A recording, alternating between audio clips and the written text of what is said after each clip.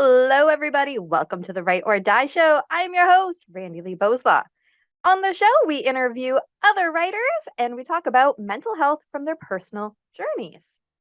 If you have not already hit that like and subscribe button, go ahead, do that now so that you never miss an episode. So today we have Kev Harrison. How are you? Hi there, thank you. Yeah, I'm really good actually. It's my day off today, so I've just been writing this morning. Very nice. How about you? How are you doing? I am pretty good. I just showered, so I figured braids because my hair is all wet still. Looking very good. Yeah, lovely. Thank you, thank you. And where are you visiting us from? I'm from Lisbon in Portugal. Well, I'm from the UK, but I live in Lisbon in Portugal, and it's like kind of grim this week. It's normally very sunny here, but it's like a lot of clouds, a lot of cold coming in. So yeah, not fun. Yeah, it's pretty gray out there today, but yeah, I haven't had anybody who lives in Portugal on the show yet. Oh. I have had some British people on the show that still live there, so Yeah, this yeah. is fun. I love I managed to all. escape. Oh, that's funny. All right. So tell us a little bit more about who you are.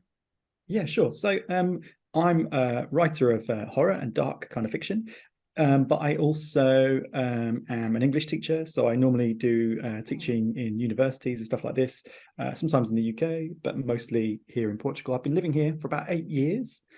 And before here, I also lived in Poland, and before that in Turkey Oh, for a while. wow. Yeah, so I like basically turned 30, had like a really early midlife crisis, and decided to depart. That's awesome. Sorry, it's just so funny.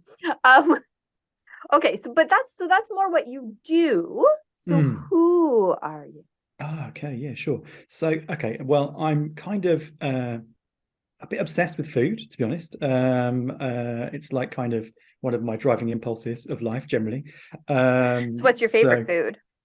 oh my God, that's really tough, actually. Probably Mexican food, I guess, because like I like things very spicy, and so yeah, that probably is my number one. So like, yeah, give me tacos, and I'll be your friend for life. Um, I also like live with my wife as a doctor and my two cats who are terrorists or asleep, and they have nothing in between.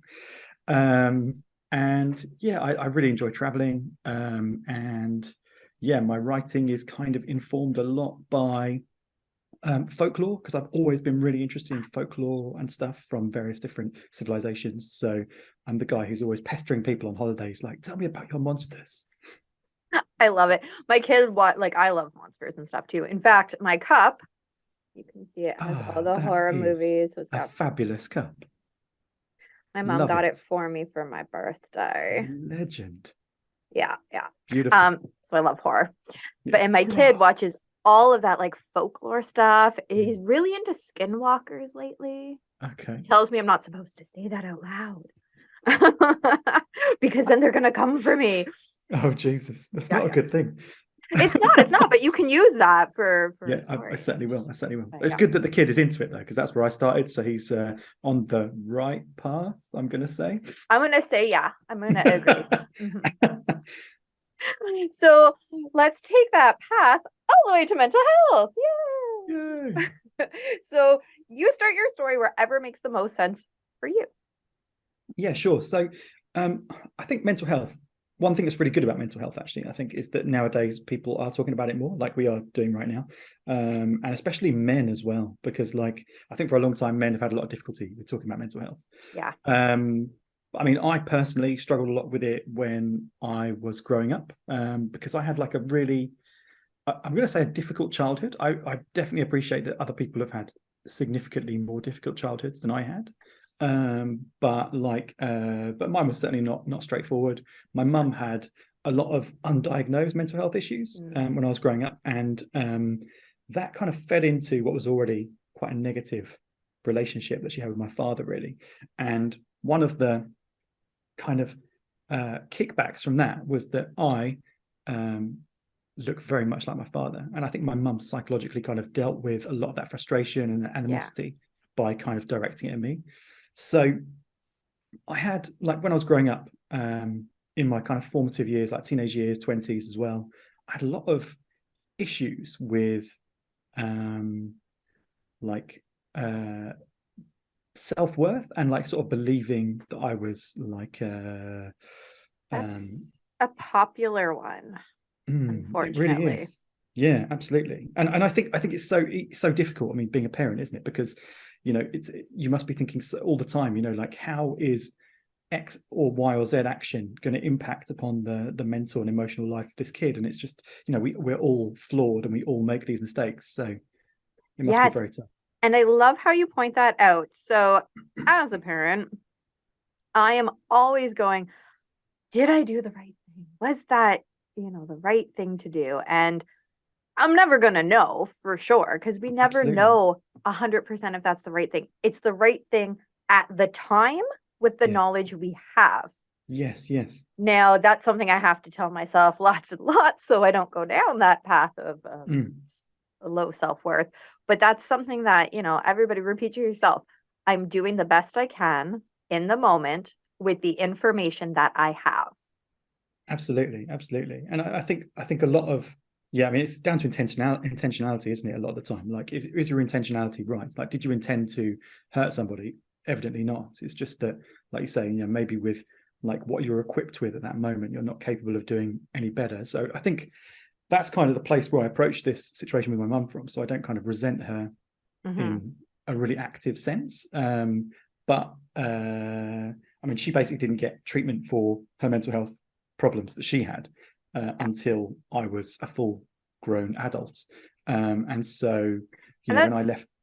kind of a theme with that generation, Mm-hmm. right? Mental health is only now really being talked about on a Absolutely. regular basis.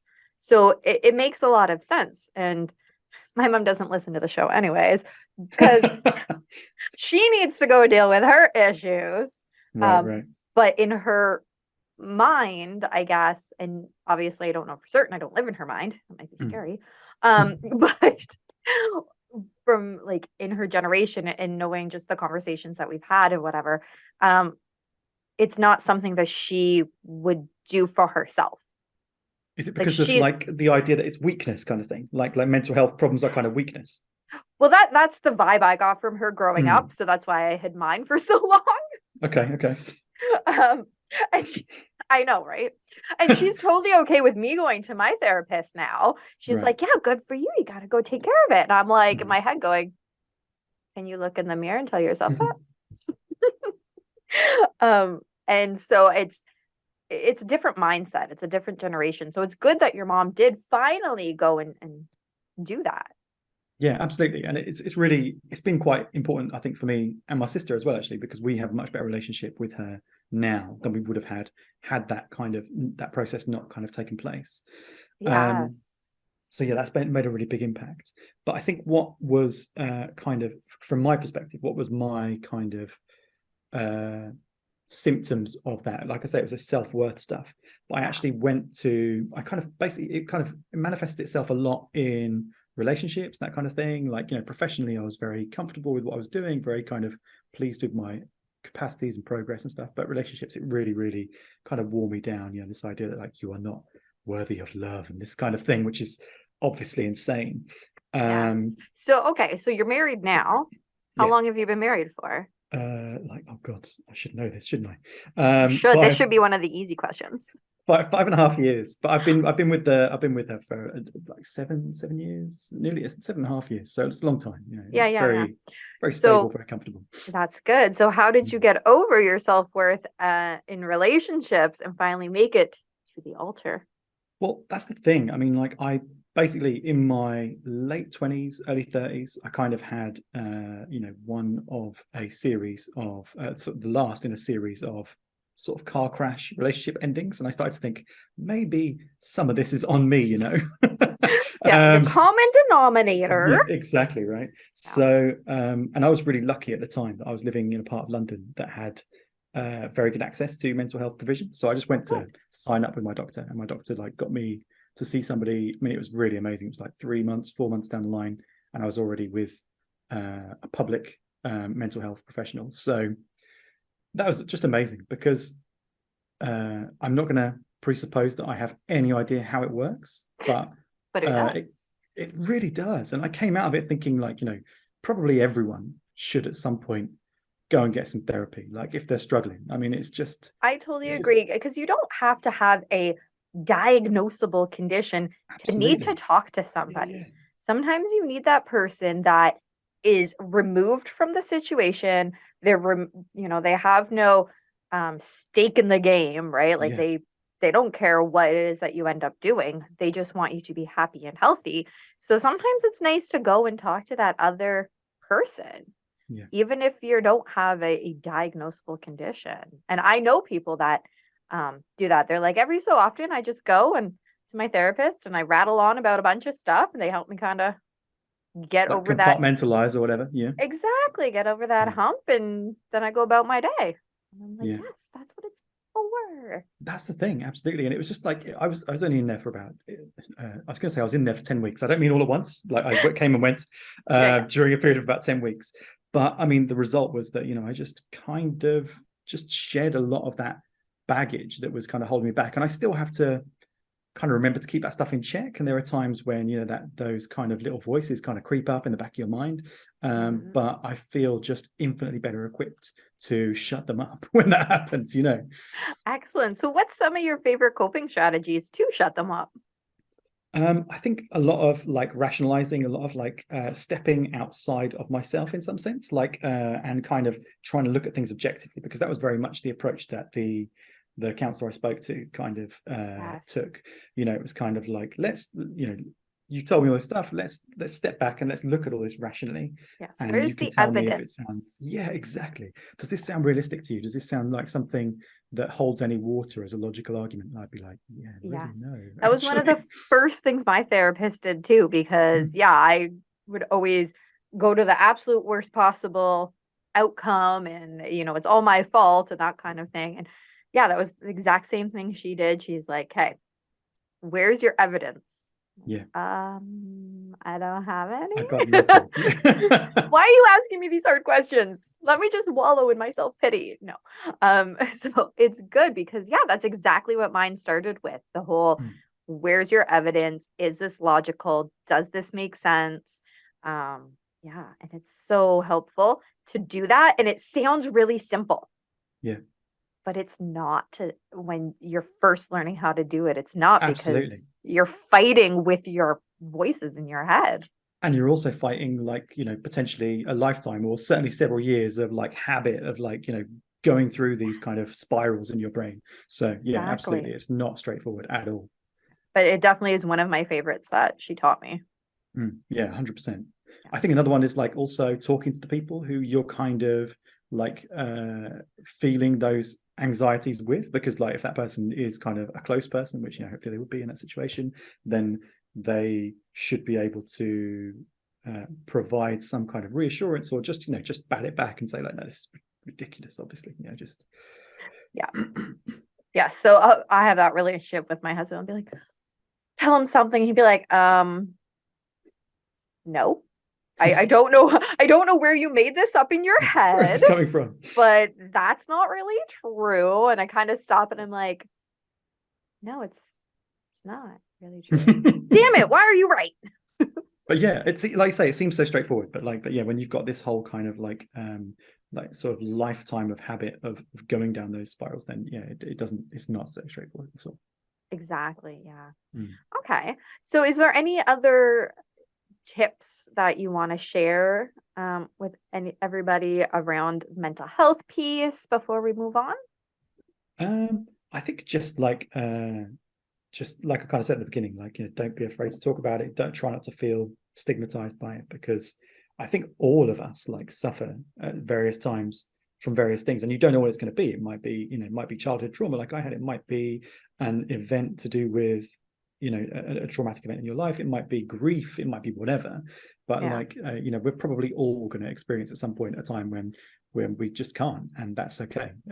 So just talk to the people you're close to, talk to professionals if you need to, Yeah. and don't be afraid to be stigmatized by it, because I think that stigma thankfully is disappearing.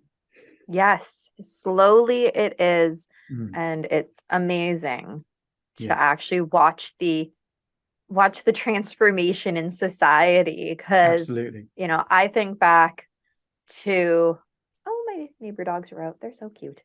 I think back to being in elementary school, and that was in the 90s, and Yeah. I'm in Canada, if you didn't Okay. know. Right. I'm what, the British old cousin or something. Yes. We're still Right. sort of related somehow. Exactly. We're that second cousin twice removed. Exactly. I know where you are. Yeah. Anyways, so I think back to like the 90s or whatever, and I remember having, meltdowns because, not understanding the situation I was in and not giving time to process the situation. And it was, you're a bad kid, Yeah. right? It wasn't, maybe something else is going on. Maybe we need to talk about this. It was, you're a bad kid, you're going to go to your room, or you're a bad Yeah. kid, you're going to miss recess. Okay. Yeah. And that Jeez.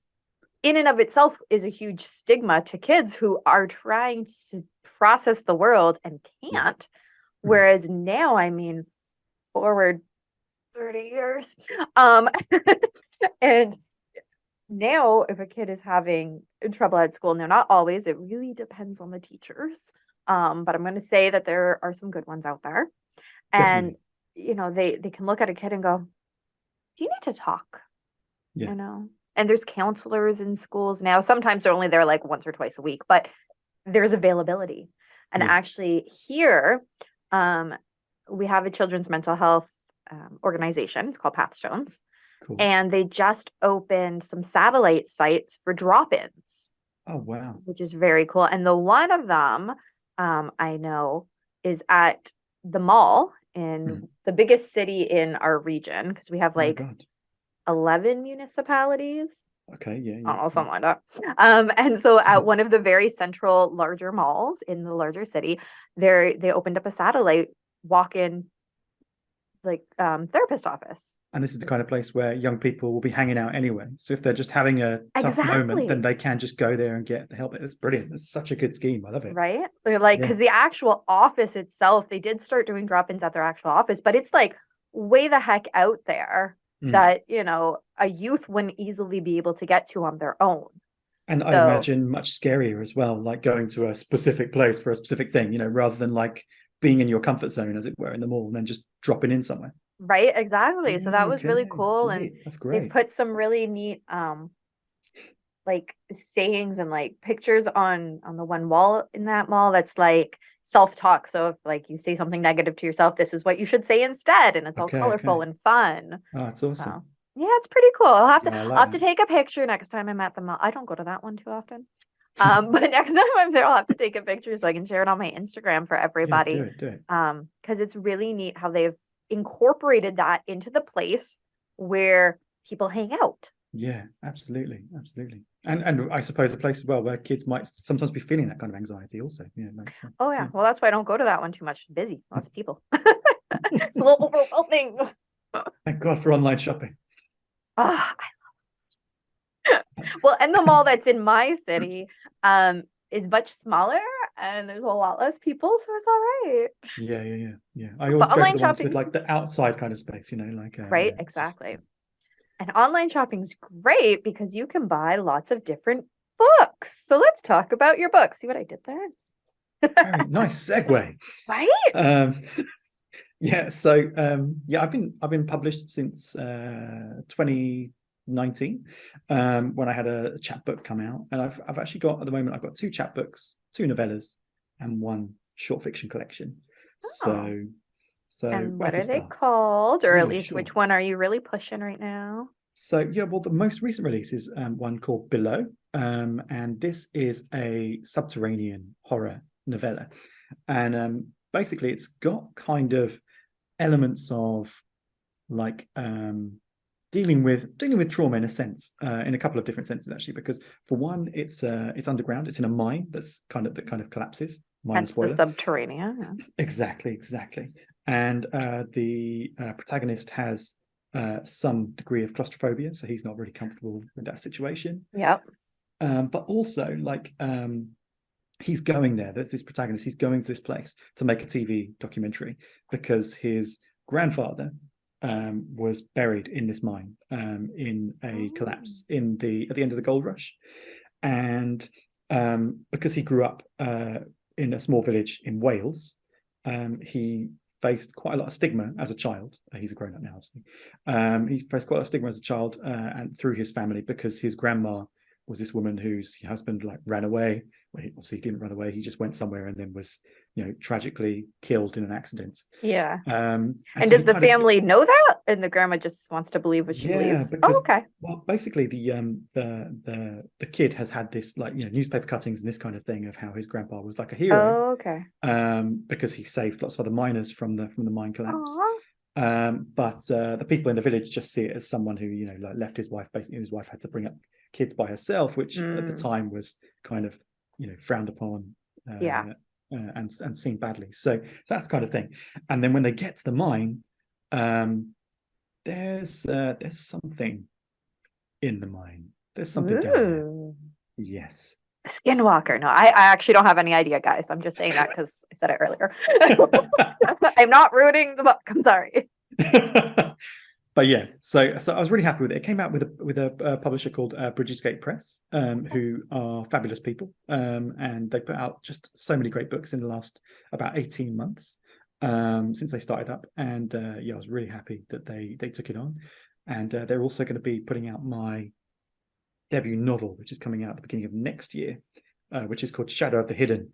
And it's about jinn, and it's set in the Middle East. So I'm very excited about that as well. So cool. Yeah, it's really fun. Awesome. So everybody be sure to check those out. Oh, where do people buy them?